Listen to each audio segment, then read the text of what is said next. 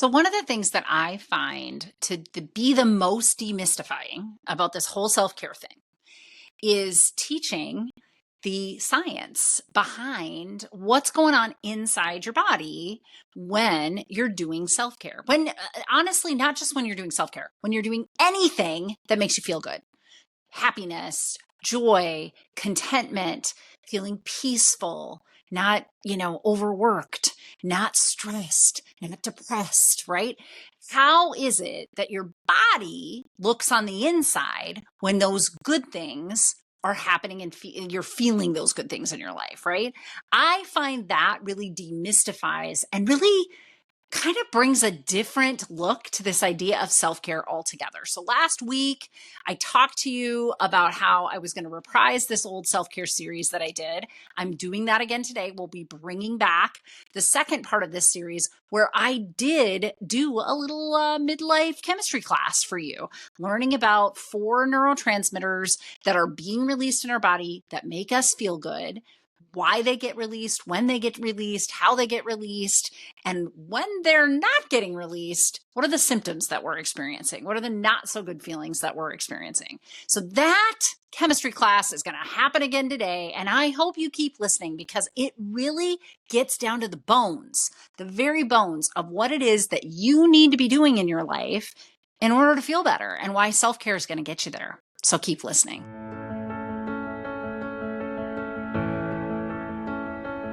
I know your deep, dark secret. You don't like your life.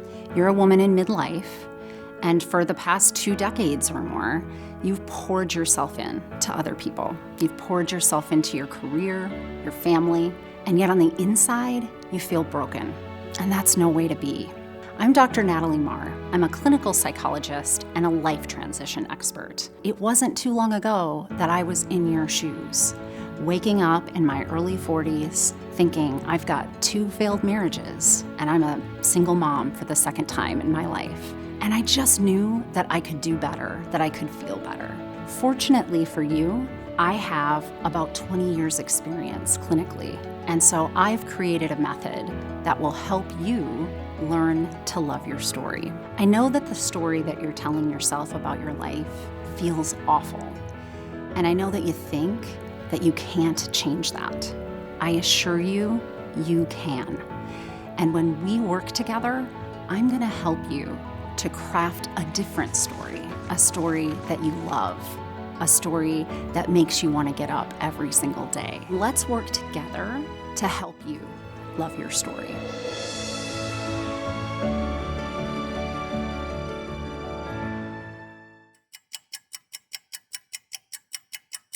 Are you on my mailing list yet? Because if you're not, you really should be. You want to join at learntoloveyourstory.com. If you scroll down, I'm giving away a freebie for you. Honestly, you know what it is? A free course. I sell online courses, but this is a course just for you. And it's about freeing yourself, letting go of what others' expectations and ideas are for you. You know, that nagging self-doubt in your head, it's usually fueled by your consideration of what others think of you over your consideration of what you think of you. And so I teach you in my video all about what is underlying that kind of self-doubt and how to get out of that conundrum. And I give you a workbook that goes with it that helps you to build the skill sets that you're going to need for that. So please make sure you're on my mailing list because at the least, you're going to get a free gift. And at the most, you're going to hear about all the things that we're doing on Midlife Crisis to a Centered Life Thriving and learntoloveyourstory.com. And you don't want to be missing out on any of the new things that'll be coming your way. Welcome back, everybody. Midlife Crisis to a Centered Life Thriving. I'm so glad to be here. So glad to be reprising this self-care series. I'm not even going to monkey it up. It was a really good podcast the first time around. I'm not going to say very much to you to get started because there's no reason to educate you about what I'm about to say and then say it. I just want you to listen. But today, I want you to get your notebook out, to get your pencil out, maybe take some notes about what I'm saying. If you're driving your car, walking, great. Listen to the podcast. But when you get home, will you make some notes about about the things that you learned today, or go back and re-listen. You can put me on 2 speed and just whip through it really fast. But I want you to promise yourself something. I want you to make a commitment to yourself today. And that commitment is that you're going to do one thing different with your self-care. You're going to listen to what I'm teaching you here and learn what deficits with these neurochemicals looks like, why it makes you feel depressed, why it makes you feel lonely when you're not getting some of these neurochemicals in your life, and what it is that you could be doing instead to offset that. And in fact, when I originally released this, I left you with a lovely little handout, and I'm doing it again. So please go to the notes, download that handout, because it will help you. And it's also a way to remind you of the things that I'm teaching you today.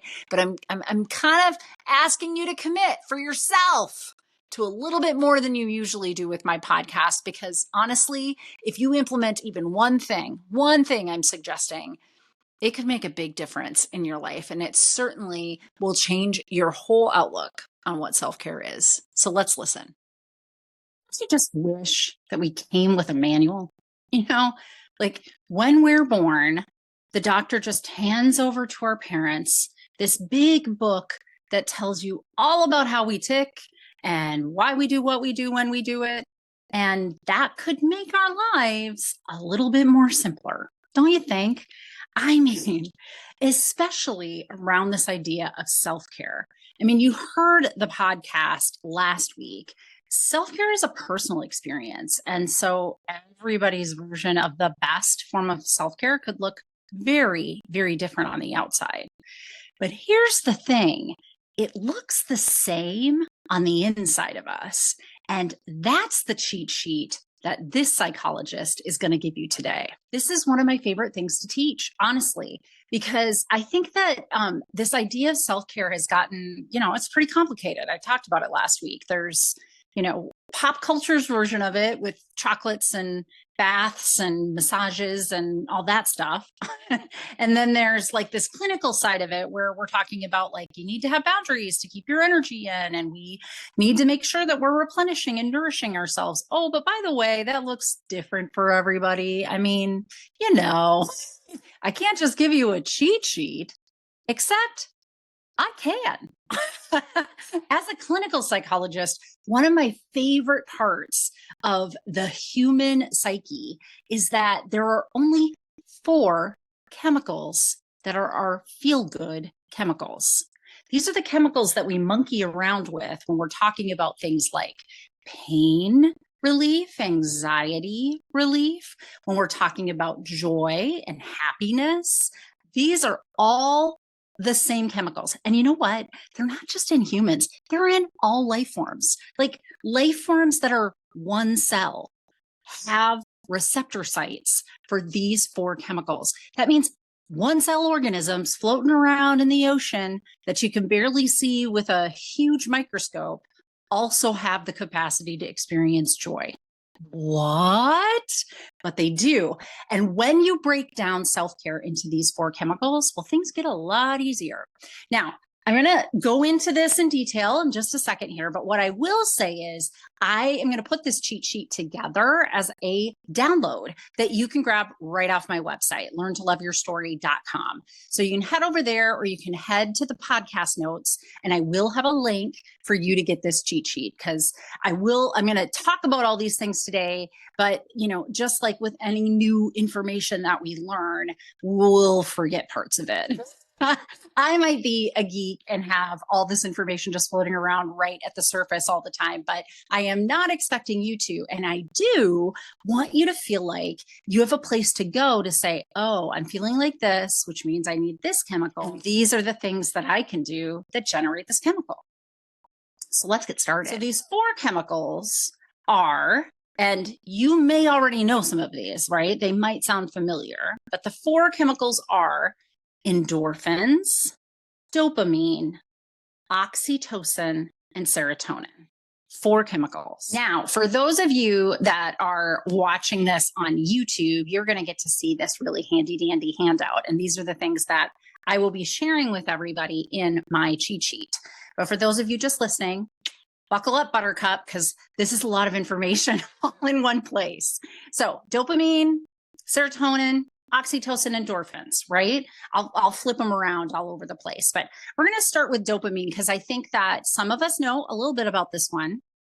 And dopamine is actually the chemical that helps us get motivated. It helps us enjoy things, find pleasure in things. It gives us the impetus to want to learn, right? If we're feeling kind of this inertia, like, meh, I don't want to do anything. One of the ways to really get our juices flowing is to do something creative, and dopamine is released in that creative process.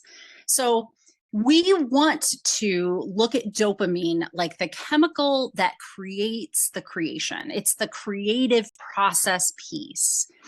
It is a pleasure chemical, but what's different is it's not necessarily just the end game that this chemical is looking for. And this is why I love this chemical so much. This is about the chase. And if you want to go back in one of my other podcasts, and I'll also put this in the notes, in the podcast notes for today, but if you want to go back to one of my other podcasts on relationships for powerful women, for really, overachieving women, I talked about the chase thing and I talked about the dopamine. This is one of the chemicals that actually gets in the way of having healthy relationships if what you get addicted to in your relationships is the dopamine chase and not necessarily the oxytocin, which we're going to get to a little bit later, which comes out in the relationship itself.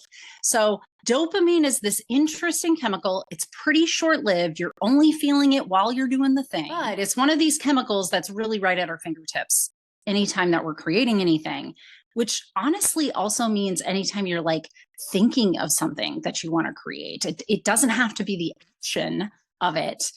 This is why I think the HGTV became so popular, because we love sitting around watching somebody remodel a house. Like, come on, can I get a amen on this? I think all of us became interior decorators because of the Property Brothers and House Hunters and all of those things, because this is such an interesting concept to watch, something go from beginning, middle to end.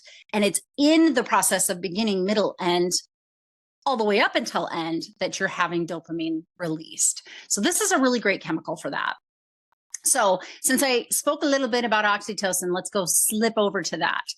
Oxytocin is the chemical that gets released in our relationship. So this is like the falling in love chemical, right? This is that feeling of euphoria that we get when we are with our people. It's that just the inside good feeling, right? It's what you get when you get a hug from somebody that you really, really love.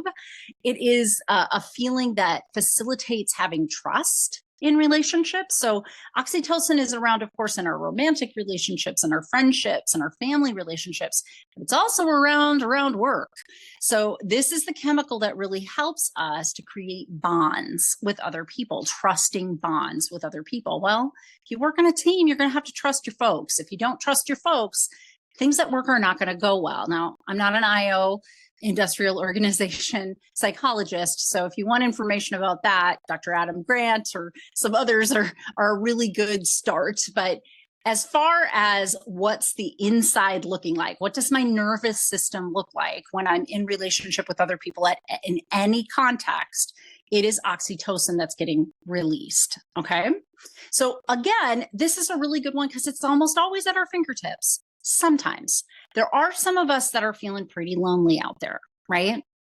So I do know that it's not always readily available. And I think during the pandemic, we all really noticed a difference in our moods when we weren't having the interactions as frequently or at the level that we were prior to the pandemic. And that definitely was a shift in how much oxytocin was coming in and out of our bodies at any given time. And the relationships that we were stuck in the house with also were burdened. And so that further really made it difficult for us to get the oxytocin that we had once been used to as a nervous system. So it's an interesting, chemical in that we're wired to be with one another. We want to belong. We want to have relationships. even if you're an introvert, you want to have some people in your life. You're just very choosy about those people and how much time that you spend with those people. But again, oxytocin doesn't get released just because you're in the relationship face to face in that moment. Oxytocin is also released in just the very notion that you feel like you belong, that you feel like you're connected. So if you're sitting here and you're reflecting on who your people are and how good that feels, and even calling up a memory of a really great experience with a friend or a family member, or even a coworker, then oxytocin is going to be involved. It's going to get released. So it is at our fingertips and we can create it. We can also, facilitate bringing it out, but really it's only being released when we're with our people, and its sole purpose really is to create those trusting bonds between us and our folks, right? So that's oxytocin. Next, serotonin. This might also be one that you've heard about. Not all of us know, but most antidepressants and anti-anxiety medications are working on this particular neurochemical and how it facilitates us and our mood. But serotonin rewards us in lots of different ways, and it comes out in lots of different ways. One thing I want you to keep in mind, though, something that's really important about serotonin in particular, is that 80% of the serotonin that we make and that we use and have receptors for in our body are located in our gut. So it's located in, the cavity where you've got all that intestine and large intestine. That's where most of this is getting generated. What's interesting to me about that is that there is a correlation in our nation between the diabetes, epidemic. I don't know if it's an epidemic, but it certainly is a huge problem. Any kind of those metabolic disorders where insulin is out of whack. Our marketing of really processed foods, and how the weight in the country has gone up. The median or middle weight has gone up over time as a result of that. That has been synonymous or correlated with more antidepressants being prescribed, more anti-anxiety medications being prescribed. Now, I'm not saying that one is causing the other. They're correlated, right? So they're happening at the same time, but it makes sense that they're happening at the same time, because if our gut is all out of whack and those internal bacteria aren't working for us, then we might not be making and or using, or both, that serotonin as well as we need to be. Right?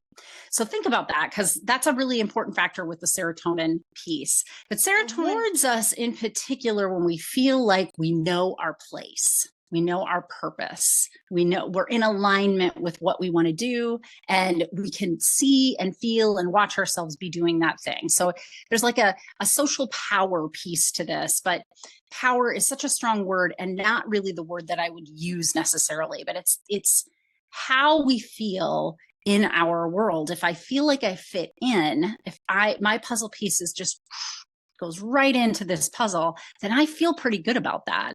That's really one of the places where we're going to get serotonin released the most.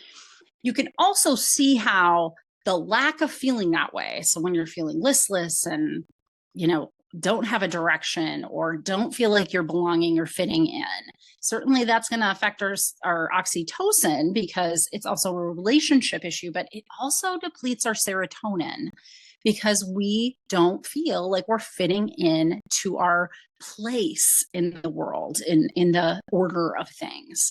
So that makes sense that somebody would feel depressed or anxious or both, because they're probably outside in the world trying to hustle to get there, right? So depleting in that serotonin kind of makes sense because they're not getting that pleasure from feeling like they fit. And serotonin usually can go up when we start to be able to feel that way. And then last but certainly not least, and probably the most familiar chemical of these four, is endorphins. We've all heard about endorphins. Shoot, you can get endorphins right out of a piece of dark chocolate. So endorphins are all over the place. And what they're most linked to is exercise. So any kind of physical movement is going to create release of endorphins. And endorphins are literally our body's natural anti-anxiety medication, anti-pain medication, antidepressant medication. This chemical is real potent and it hangs a little in our body. So the dopamine burns off pretty fast. Oxytocin kind of comes and goes with some, frequency. It doesn't really linger around unless you're thinking about your bonds. But endorphins actually have this capacity to be like, oh, they got dumped into my bloodstream. And so I'm going to use a little bit of that endorphin. So this is that runner's high kind of a thing. You hit that point where the endorphins dump in, and that point like lasts into your day, right? But it doesn't have to be huge amounts of exercise. It really is only movement, and movement that takes us just one step up from where our basic energy level is. So if you're somebody that's sedentary, that sits around most of the day, sits at a computer, comes home, maybe stands a little while you're making some dinner, but then sits down, watch some television while you're having your dinner, relax, talking to your people, go to bed, lay down, mostly sedentary. Okay. Don't really have an exercise regimen that you're a part of. Then raising your level would just be like walking around for 10 to 15 minutes. It doesn't, honestly, standing and making your dinner is creating endorphins for you. Certainly not at the level that, you would get if you had a runner's high, but still they're there. They're going to get released. And these definitely are at our fingertips, because anytime we decide to move our body about or even squeeze and release muscles, so you'd be sitting and clench muscles and release them and clench muscles and release them anytime you want, right? So I want you to hear that this chemical here, it lasts and it's at our fingertips. It's probably our first choice when we just need a hit of something, when we're just feeling meh, down, something. Endorphins would be kind of what I would tell you to have in your back pocket, but I'm getting a little ahead of myself. So let's talk. I'm going to move my slide here. Again, if you're on YouTube with me, you get to see this. I'm sorry if you're on the podcast, you don't. But this next slide, we're going to talk about what it looks like when it's depleted. And I think this is important. Here's why. If you really want a cheat sheet on what kind of self-care I need, then it's important to understand this is what I look like when I'm depleted in dopamine. This is what I look like when I'm depleted in serotonin, and so forth. If you don't understand what your body mind is telling you, like, I'm not feeling good and here is why, then you might give it the wrong thing. And that tends to be why self-care feels like throwing spaghetti at the wall, right? Why you're like, I took the time off and I did this. Why is this not working for me? I would imagine, and if you sat down with a mental health professional that has some awareness of these chemicals, you might be able to dig through and figure out, well, you're really low in dopamine because of this, but you just keep throwing, social outings at it. And oxytocin probably isn't going to meet that need for you, at least not enough. Now, one thing I will say about all this, no one neurotransmitter is working at any given time. So while there are 4, and I make it basic because if you know these 4 and know when they're depleted and what you would need to do to lift them up, you know enough. But I can tell you that if we go out and go for a run, we're releasing endorphins, but there's a beginning, middle, and end, and we're feeling good about our exercise regimen. So there's some dopamine there too, and likely some serotonin. Doesn't matter that these all get released at the same time. What matters to me is that you kind of know where basically their lines are and how to use that to your own advantage. This is your manual, people. This right here is the manual to figure out how you tick. So if you're not feeling well, if you're feeling meh, if you're feeling down, if you're feeling stressed, anxious, any of these things, then one of these areas is likely depleted, if not more than one.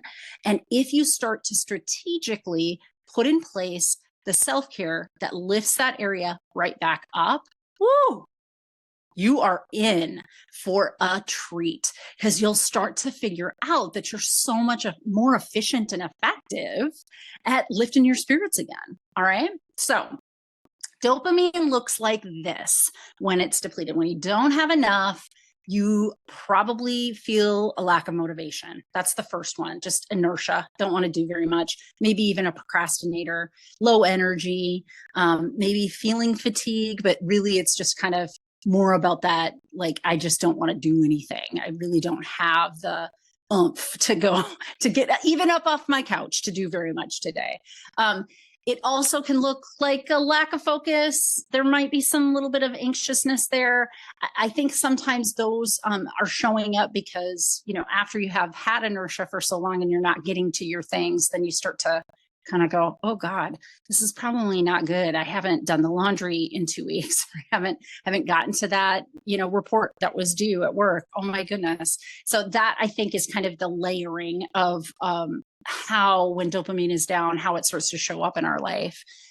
You can, at really low levels, start to see mood swings, like, down in the dumps, mostly mood swings. You're not going to see a lot of, oh, I'm high on life and love it, but just, that real swing down. And the thing about that is, and I think I said this last week, but I'll say it again, depression sometimes shows up like irritability, and people don't realize that. But a mood swing also can look like you're flying off the handle pretty easy. And what it's actually meaning is that you're low on this dopamine. You haven't had the motivation to do very much. You're seeing all these other things that suggest this is a dopaminergic issue. And then your mood is kind of like swinging from one side to the other. You're down 1 minute, you're yelling at your spouse the next. So another big piece, though, to dopamine that shows up in our social realm is a sense of low self-worth or self-confidence, right? Think about this, because if what would give us the dopamine is creation, is coming up, with our creative juices, coming up with some sort of version of a beginning, middle, end thing that we want to be involved in, that we feel like hooked in the chase on, it makes sense that one of the ways socially that this is going to show up is you're timid, you're insecure, you have low self-confidence. If that's where you feel like you're at in some different ways, I'd be highly curious if you start to implement more dopamine rich self-care activities, if you start to feel a difference in that. It won't go away overnight, of course. I mean, some of that learned behavior and thinking is just going to linger because it's a habit. But if you start to change the neurochemical basis of it, I would be curious if it starts to lighten your load and you start doing some things that are creative and have a beginning, middle, and end, and then start to build that confidence, right? Okay. So that's dopamine. Serotonin looks like sensitivity in our feelings. So it also can look like that irritability, and it can look like those mood swings. But when we're low here, we're feeling sometimes socially anxious more than just generally anxious. We're kind of anxious about what others are thinking, anxious about, are we doing what we need to be doing? Is this the right thing? Now, go back to what I had told you earlier about what serotonin is. Serotonin gets released when we feel like we're in alignment with our purpose, with what we want to be doing in the world, with what we believe is what we should be doing in the world. So if you're low here, then you're low here because you're not feeling like you're in alignment. And then the anxiety is related to, oh my God, somebody's going to figure out I'm a big fat fraud and I don't know what to do with this. So there's irritability and panic feelings and things like that go along with this, but it's really related to the fact that you're not feeling in that alignment. You might worry a lot. You might feel hopeless about your situation. You may have some low self-confidence in this one as well. There's a little bit of overlap there, but I want you to kind of think about it from the angle of what's behind all that. What's behind all that is you're not feeling in alignment with what you were brought to this world to do. So that's low serotonin.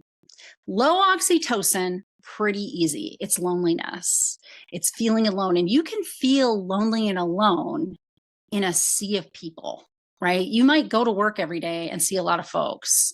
You might have family that you're living with or a roommate, but you feel like you don't have any connection. That's when we're starting to lack oxytocin. And oxytocin connection is the only antidote to disconnection. And so it's hard when you're in this place, because if you don't feel like you have the motivation to want to do this. Like, think about this. If you're low in serotonin too, with your oxytocin, you're socially anxious. You're not likely to put yourself out there and try to make connections. And you might be low in both of these areas, right?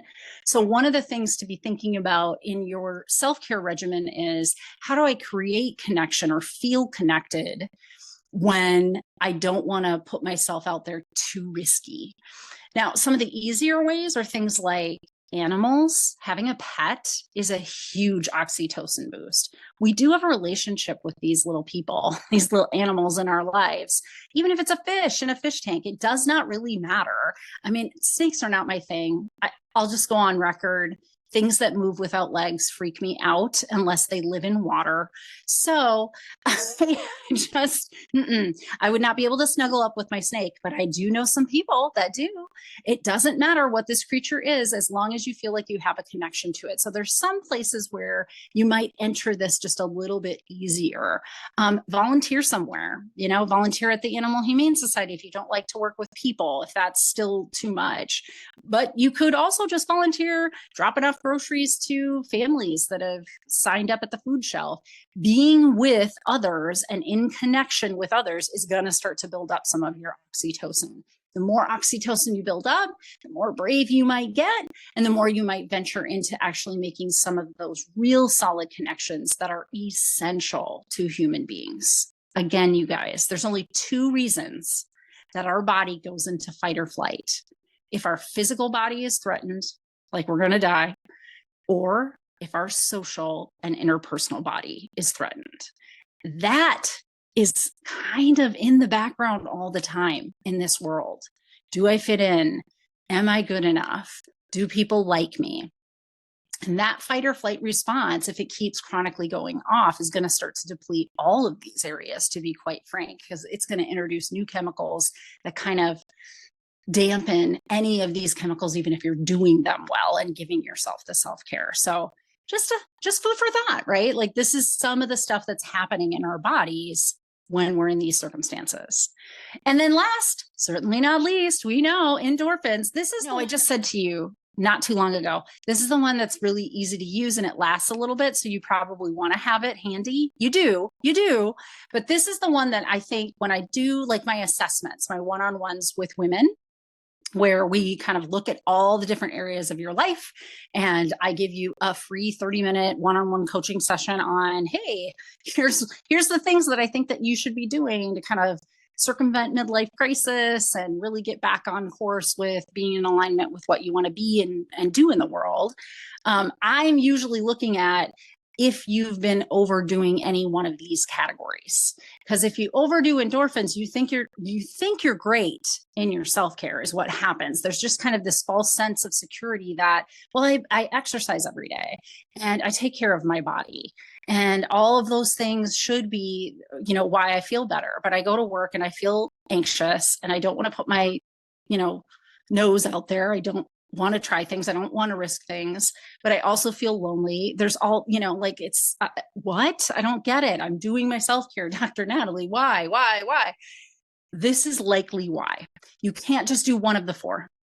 It's not going to fulfill the other areas that you have a deficit in. It certainly will help, but it will not help in the areas where you have other deficits. So you do need to actually build up in the category where you're feeling depleted. If you're feeling lack of self-confidence, that could be dopamine, that could be serotonin. If you're feeling socially anxious, that could be oxytocin or serotonin. And if you, run 3 times a day, that will not make that go away for you, right? All right. So endorphins, when they're low, it also looks like low mood, but it's mostly like exhaustion, just not doing very much, sleeping a lot more. You don't take the same pleasure in things. And that one is like a slippery slope. When you start to feel like the things that usually bring you joy aren't, or at least not as much as they used to, then you're heading into some territory of clinical depression. And I would suggest that you talk to somebody about that. But those are the kinds of things. It's kind of body-based. It's more the sleep problems and the aches and the physical exhaustion, and your pain tolerance might actually go down. So you start to feel pain more intensely than you normally do when your endorphins are low. Because remember, endorphins are our body's anti-pain medication internally. And so, if you go running 3 times a day, which I don't advise anybody do any of that 3 times a day, once a day, okay. But we don't all have to be these, ultra marathon runners. I think, what you'll start to notice is even if you're doing those kinds of self-care activities, you're feeling more achy and you're feeling more pain after the fact because your pain tolerance is down, because your endorphins are down. And this is also why, when doctors tell you in physical therapy, you need to get out, you need to start moving, you need to get out and start moving because the endorphins actually facilitate that muscle strengthening and give you the anti-pain that you need. Okay. So that's how it looks when they're depleted. And I'm going to go to this next slide and we're going to talk here about how you get your groove back. Okay. And I've been kind of peppering all the way through today's podcast, but let me just kind of hone in on some of the things that really, really work in each of these categories. In dopamine, you could meditate. You could meditate. I know I told you creative things. Of course, there's creative things, but also what we know to be true is that when we meditate, we are releasing dopamine. This is why people like meditation once they actually kind of get a hang of it and do it on the regular. Then they miss it when they don't do it because they have the dopamine hit from having that meditation session. So you want to set, though, some goals for yourself that have beginning, middles, and end that give you a chase, creative things that you can do. There's also, food rich in L-tyrosine could be helpful. Sometimes exercise is also helpful. Remember, again, it's not as clean as each category has its own thing. So dopamine does get released when we're exercising as well. Music, art, all the things. Okay. So that's dopamine. Oxytocin, we want physical touch. Okay. We don't want to talk about, I want to have connection. We actually want to hug somebody. We want to cuddle with somebody. Yet, not all of us have access to this. So physical touch of any kind will release some of this oxytocin and some dopamine and endorphins. So, good on you. So you could get some acupuncture, some massage, something of that nature that's body-based. And get some of that oxytocin. But really what you need to do is get some more connection. So if you want to come in on the entry level, things like pets, playing with kids, honestly, playing games with anybody. So if you're an online gamer, this could be helpful. It's not going to be enough, right? But it is an entry level that might kind of give you a fix for a little while. And the end game being that you do need to have some more deep connections in your life. Because ultimately, when you're low on oxytocin, you need deep connections. That's what you're lacking. Serotonin gets released in our gut. Like I said, 80% of it is released there. So good eating, balanced diet is important. Making sure that your gut biome is working and operating as it should ideally is important. You could talk to a dietitian. You also could probably figure that out just by listening to your body in some ways and not eating the things that make you lethargic, tired, and just funky, just not yourself, but eating the things that really keep your energy level at its premium. Also, going outside, having a little vitamin D, getting some UV rays on your face also can release serotonin and build that up in your body. And low intensity exercise can be helpful. Shocking your system with a bit of a cold shower can be helpful. I know this sounds so weird.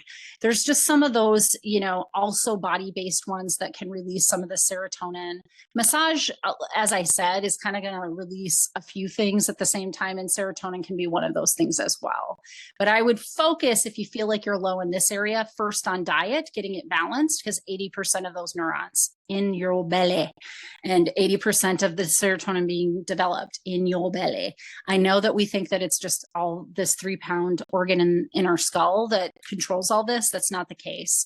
So I would do that, and I would go outside. I'd go be in nature, and you'll be picking up that serotonin pretty easily that way. And endorphins. Now, one of my favorite, you didn't realize, but this is the thing that's happening to you when you're laughing and having fun and playing and laughing and laughing. And one of the reasons I love humor so much is that's an endorphin release. But so is having a good cry, right? So is releasing any of that kind of bottled up emotion of any kind. So some of us, do that through our humor. We use humor to kind of just offset some of the intensity of emotion for us. But having a good cry is good too. And you don't have to cry about your stuff to get this. So you also could just go watch one of those sappy movies that you know is always going to be a tearjerker for you, and that will release endorphins. And then all the other body-based things that we talked about. So exercise, movement, progressive muscle relaxation, which is squeezing and releasing your muscles. Meditation also will give you a little bit of endorphin hits, but that's not the first thing that I would go to for an endorphin raise. And then spicy food and dark chocolate. And I think citrus, but I can't remember if citrus is actually serotonin or endorphins, but it's one of the two. I didn't put it on my slide and I can't remember, so I'm just going to throw that at you in the podcast. Okay, everyone. So that was a lot of material. That's why I'm going to create this cheat sheet, and you can find it on learntoloveyourstory.com. So if you want to download the cheat sheet itself of all the things I just said, you can download it and watch it or listen to this again, watch it on YouTube or listen to this again, and you might get a little bit more information as you're looking at the actual handout that I have. But I'll have a little cheat sheet for you. There is an actual manual to how this works, how this self-care thing works. So if you can get this formula right, if you start to listen to your body and you know where your deficits are and you know the things you need to do to get it raised, and you keep watching your body mind and you keep figuring out, am I depleted anywhere else? Did something else show up? If you stay on top of this, you will actually optimize your self-care. And that is gold, right? We don't have enough time in the world to do all the things that we would want to do. There just isn't. It is a finite resource time. There's only 24 of those hours every day. So if you want to get the most bang for your buck, then this is a really great way to start in creating a good self-care plan for you. And we're doing all this, ladies and gentlemen, to help you learn to love your story.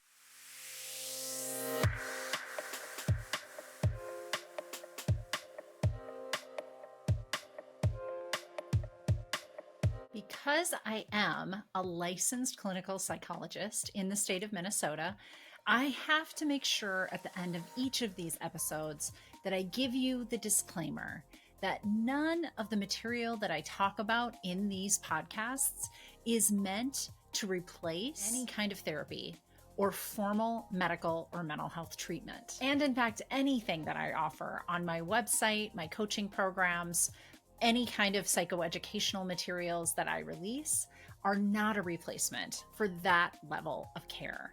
So just take that into account when you listen. This is information for you, and hopefully you find it of value, both as an educational tool and for your entertainment. And I also want to mention that if anyone you know is in a mental health crisis, needs additional help, I always include these two crisis resources. They're available to anybody.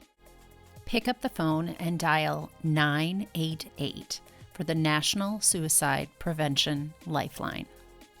And you can always visit their website at suicidepreventionlifeline.org. Additionally, there's actually a crisis text line. So if you're not somebody that likes to pick up the phone, text HOME, home, to 741-741.